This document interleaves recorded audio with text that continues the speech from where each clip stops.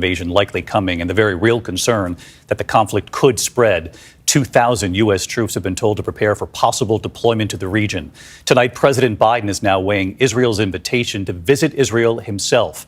And Martha Raddatz tonight with new reporting here on the message the Biden administration has been trying to send to Israel about this potential ground invasion. Martha from Tel Aviv tonight.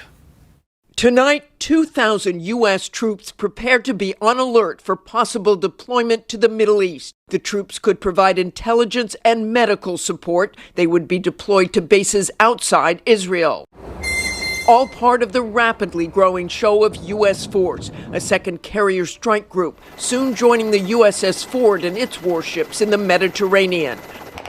A senior U.S. official telling me that U.S. intelligence has now determined there have been a number of activities with Hezbollah and in Iran that are worrisome.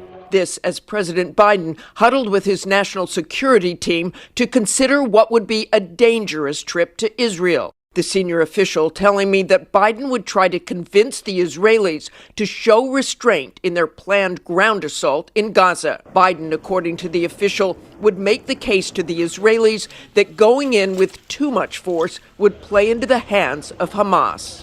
All right, so let's get right to Martha Raddatz with us live from Tel Aviv tonight. Martha, we know the president has said he supports the total elimination of Hamas.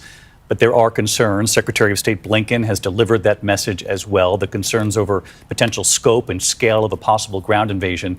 I'm curious what your sources are telling you tonight about what has U.S. officials most concerned about this ground assault.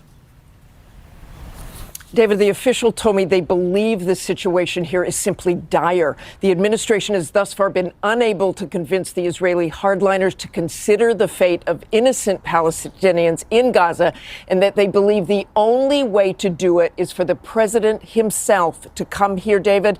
But if he does make the trip, it brings a whole host of other issues. The biggest one, of course, the profound security concerns. David? Yeah, it is also